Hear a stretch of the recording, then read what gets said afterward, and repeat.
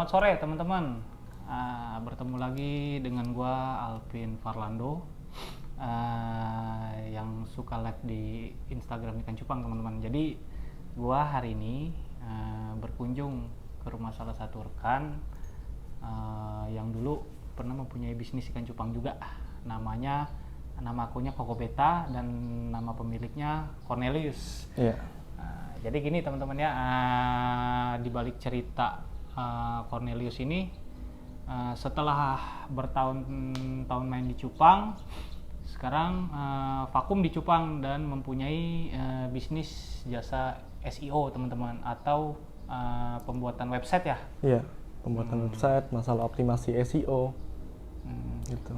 Jadi gini teman-teman, gua cukup kaget ketika bertemu sama Cornelius ini, yang dulunya mungkin dari ekonominya kurang, semenjak dia tekun, rajin dan konsisten, dia mempunyai usaha sendiri, itu jasa pembuatan website teman-teman. Jadi untuk teman-teman yang ingin membuat website, bisa langsung hubungi, nanti ada di deskripsi video teman-teman ya, atau linknya gitu. Sekilas kita bertanya-tanya nih sama Cornelius untuk apa sih yang selama ini udah didapatkan, atau beberapa pengalaman yang udah didapatkan gitu sama Cornelius. Oke, ya sekali lagi perkenalkan, nama saya Cornelius, biasa dipanggil Lius kan. Ya seperti yang dikatakan tadi sama Bang Alvin bahwa saya dulu juga sebagai pemain cupang, dan sebenarnya udah lama untuk main cupang, cuman baru fokusnya pas tahun kemarin ya, lagi booming cupangnya tersebut gitu. Yeah. Jadi sekilas background saya seperti itu, dan akhirnya sampai hari ini saya kerja sebagai IT, sebagai SEO, sebagai spesialis SEO, sebagai web developer gitu, masalah digital marketing. Dan sekarang menuju ke situ gitu, dan puji Tuhan dari situ saya udah mulai ada income lumayan juga untuk kembangin di bisnis ini gitu. Oke, gitu guys ya. Jadi gua pribadi pun termotivasi gitu lihat suatu prestasi yang udah didapatkan sama Cornelius. Untuk masalah progresnya itu butuh beberapa tahun bro, bisa sampai ke posisi sekarang. Progresnya lumayan lama sih ya, mungkin ada bisa 5-6 tahun, karena saya dari SMP udah mulai bisnis, udah mulai kerja sama orang segala macam. Ya ada 5-6 tahun. 5-6 tahun ya. Boleh sedikit ceritain tentang kenangan-kenangan masa lalu lu waktu lu masih tinggal di Perumahan Taman Adiasa itu. Lu sampai gua lihat lu ikut konveksi, terus ikut jualan pakan ikan teman-teman ya, dengan naik motor kenangannya Supra X teman-teman gitu. Boleh sedikit diceritain gitu. Oke, berarti ya cerita dari yang ini ya, dari Koko Beta atau gimana? Atau dari sebelumnya? Ya, dari Koko Beta dah, atau dari sebelumnya gitu. Oke, dulu saya pernah bisnis online, ya zaman dimana Shopee dan Tokopedia masih sangat sepi, dimana orang-orang nggak mengenal apa itu dunia online dan belanja online gitu.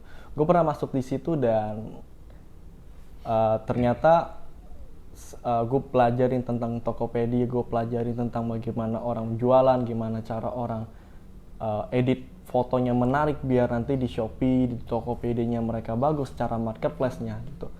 Jadi gue ada pernah masuk situ dan nggak berkembang, karena kenapa? Waktu itu gue belum ada modal gitu. Waktu itu gue sebagai dropshipper. Jadi kalau nggak ada yang tahu dropshipper itu apa, dropshipper itu dimana gue menjual produk orang lain, tapi gue nggak nyetok. Oh, nggak di stok? Nggak di stok gitu. Jadi kayak gue, kayaknya lu punya produk misalnya jual sepatu gitu, gue jualin produk lu di Shopee, sepatu lu gitu. Ada yang jual, gue tinggal ngontekin lu buat ngirim langsung ke klien, ke customer. Itu namanya dropshipper. Gue agak lama di situ, cuman karena gue waktu itu belum ada modal, jadi belum bisa beriklan di Shopee dan Tokopedia dan segala macam ya, pasti akan lama-lama menurun dan hingga akhirnya nggak ke backup secara bisnis gitu, nggak ada perkembangannya. Jadi akhirnya alihlah ke bisnis. Mungkin dulu saya juga pernah jualan followers, jualan TikTok dan segala macam gitu. Saya pernah masuk resellernya di situ gitu kan. Terus di awal-awal pasti akan ada income. Di awal-awal lumayan, tapi lama-lama akan menurun gitu. Terus saya juga pernah jualan TV. Oh, jualan TV. Itu pertama kali saya jualan TV di Facebook dan itu gede banget. Itu dalam 1 bulan saya bisa dapat menjual sekitar 20 TV. 20 TV. 20 TV dalam 1 bulan gitu. Itu aku ikut salah satu temen ya saudara sih. Ya bos lah gitu kan, bos iya. elektronik di daerah Tenjo sana gitu kan. Sampai sekarang masih jual sih dia gitu. Saya pernah jualan TV sampai 20 TV itu dalam 1 bulan itu.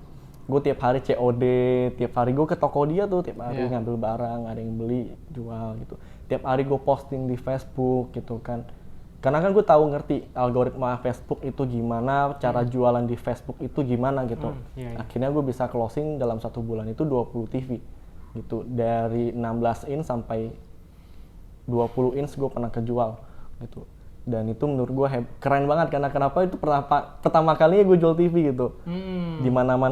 Di mana orang biasanya kalau beli TV itu harus ke toko, tapi kali ini cuma COD. Hanya modal trust gitu. Dan saat itu gue bawa nama elektronik bos gue. Waktu itu. Iya. Jadi ketika mereka rusak atau apa, garansi pernah kok ada yang misalnya komplain segala macam, oke, nggak masalah, gue bantu proses langsung ke toko dan mereka dapat unit baru lagi gitu. Dan itu gue pernah ngalamin gitu. Apalagi gue yang maksudnya waktu itu gue masih SMK 3. Oh, kelas 3 SMA. Kelas 3 SMK. Oh. Gitu. Waktu itu lagi COVID kalau nggak salah, lagi gencar-gencarnya. Jadi di mana gue lagi santai banget di sekolah, cuman belajarnya secara online doang. Makanya gue ngambil peluang itu buat jualan. Gimana caranya gue nyari duit gitu kan. Itu hobi sih sebenarnya, nyari duit gitu. Iya benar, nyari cuan ya. Iya. Setelah itu terus gue lihat peluang prospek di dunia percupangan gitu. Karena gue dulu sebenarnya udah dari dulu piara cupang gitu. Bahkan kalau ada histori di mana cupang itu, gue belajar mengenal ikan cupang itu dari abang gue pertama di Kalimantan. Itu dulu zaman di mana cupang-cupang masih ada cupang adu. Ya, cupang Wah, adu. itu ramai sekali kalau ada yang jual tuh. Kalau nggak salah dulu abang gue pernah beli sampai 300.000. Kalau uang dulu kan di tahun 2000-an, kayak 2004, 2003 segitu. Itu kan lumayan gede lah ya. Uang gede itu kan. Abang gue pernah ke situ sampai diomelin sama mama gue gitu. Terus dan gue belajar, gue mengenal cupang dari situ.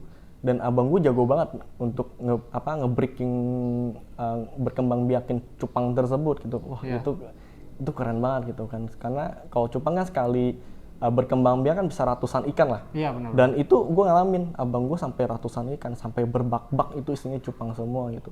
Gue belajar cupang dari situ gitu.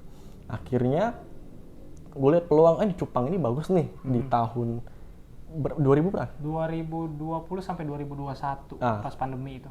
Gue lihat, prospeknya bagus. Dan gue punya modal, gue punya tabungan gitu.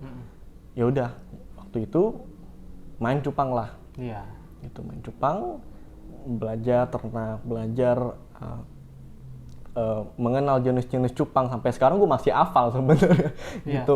Gimana genetik cupang itu dan genetik jenisnya ya. Gimana mungkin kita campurin red koi dengan Nemo, hasilnya dari red koi Cooper atau apapun itu kan, itu kan gue belajarin banget genetiknya gitu. Sampai akhirnya gue jual pakan juga di Adiasa, karena gue lihat di Adiasa dan hampir nggak hanya di Adiasa, di Tangerang ya, kayak di Balaraja, Cisoka, Kirana, Adiasa, Tenjo, Citra sampai Cikupa sana itu rata-rata pemain cupang itu banyak. Karena kenapa? Kebanyakan di sana ya orang peternak lah ya. Gitu. Jadi mau piara cupang itu bagus, secara iklimnya bagus, tempatnya enak gitu kan. Karena masih ada area-area kampung lah ya. Iya, gitu benar. kan. Jadi enak.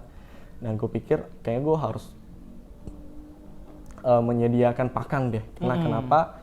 itu orang butuh dan semua orang pengen, dan butuh itu waktu itu kan lagi booming dan semua orang Mencari ya. berlomba-lomba buat ngebreed gitu Iya, kan, benar. buat punya genetik baru, punya ikan yang berkualitas itu kan, orang-orang berlomba di situ gitu kan. Hingga akhirnya gue mulai nyari supplier pengepul, casut gitu kan, kutir kan dia susah gitu. Susah banget, susah. Sekalipun ada itu pun spot paling dicari orang dan pasti rame setiap Rame. hari.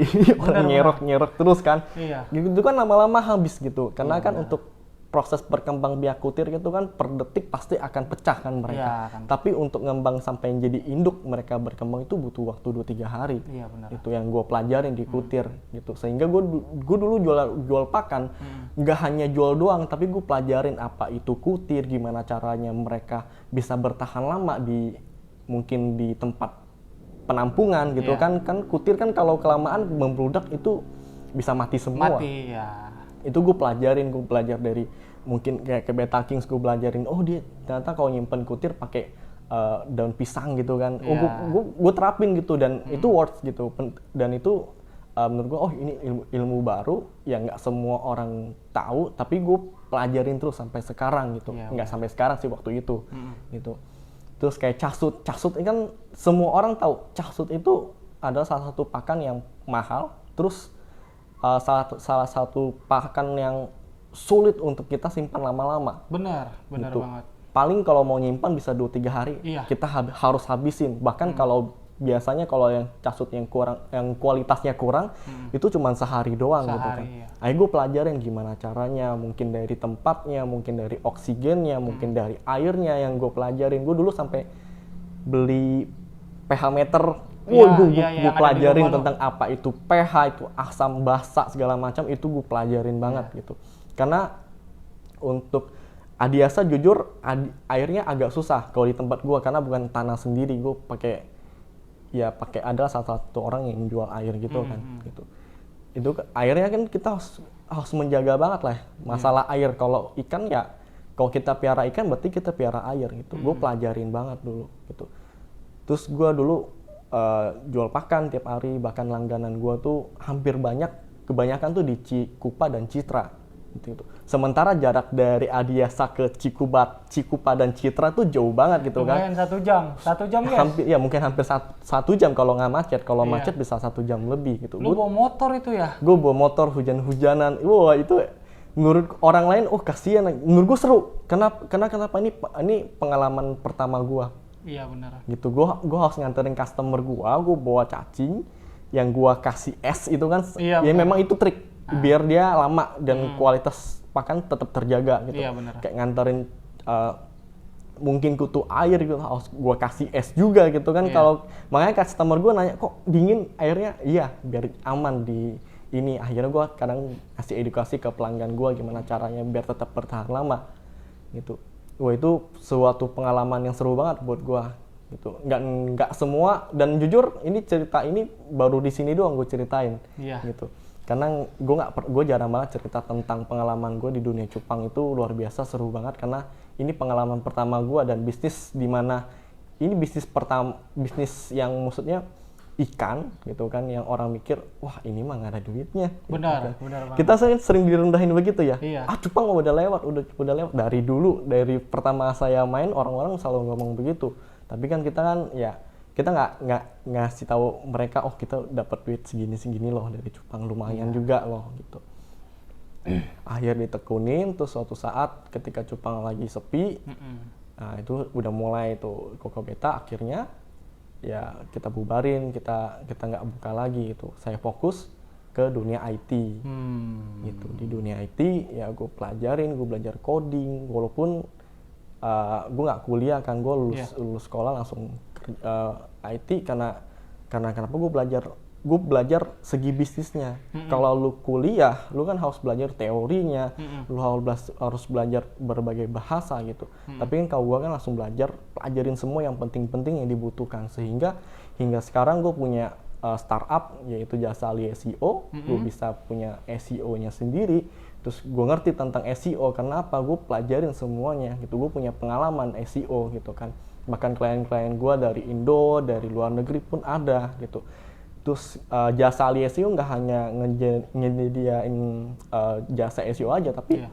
kita punya bikin website, kita bantu juga di dunia advertising gitu kan, iklan segala macam. Bahkan kalau hampir semua ya klien-klien saya sering banget untuk konsultasi kepada saya karena saya ngerti di dunia digital marketing begitu kan.